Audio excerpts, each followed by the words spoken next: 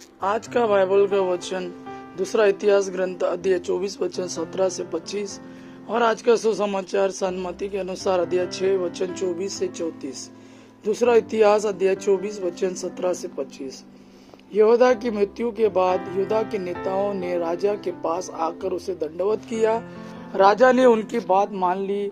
लोगों ने प्रभु अपने पूर्वजों के ईश्वर का मंदिर त्याग दिया और वे अशेरा देवियों तथा देव मूर्तियों की पूजा करने लगे। इस अपराध के कारण ईश्वर का क्रोध यहूदा तथा यरूशलेम पर भड़क उठा।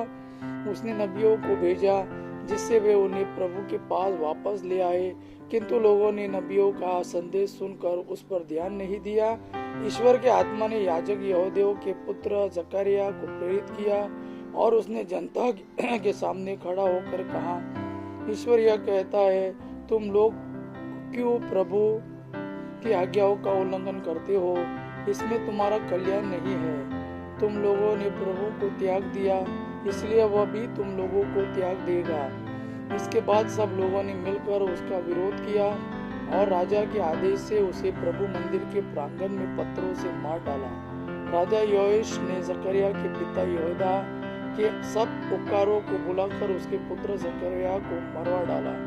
जकरिया ने मरते समय यह कहा, प्रभु देख रहा है और इसका बदला चुकाएगा।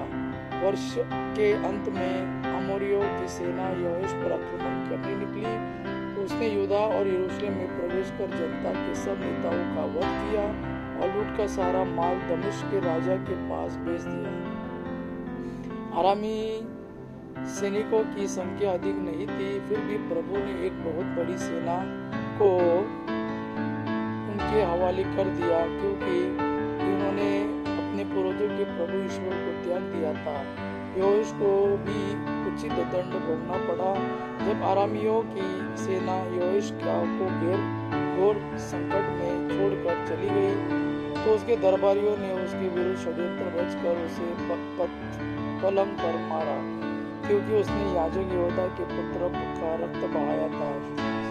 वह मर गया और दाऊद नगर में दफनाया गया, किंतु वह राजाओं के मकबरे में नहीं रखा गया।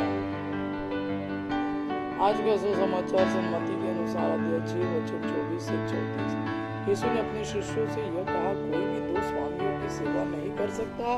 वह या तो एक से बैर और दूसरे से प्रेम रखेगा, या एक का आदर और दूसरे का तिरस्कार करेगा। तुम ईश्वर और धन दोनों की सेवा नहीं कर सकते। मैं तुम लोगों से कहता हूँ, चिंता मत करो, न अपने जीवन निर्वाह की कि हम क्या खाएं और न अपने शरीर की कि हम क्या पहने। क्या जीवन भोजन से बढ़कर नहीं और क्या शरीर कपड़े से बढ़कर नहीं? आकाश के पक्षियों को देखो, वे न तो बोते हैं, न लूनते और न बखारों में जमा करते हैं, फिर भी तुम्हारा स्वर्गीय पिता उन्हें खिलाता है।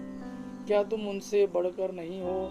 चिंता करने से तुम में से कौन अपनी आयु घड़ी भर भी बढ़ा सकता है?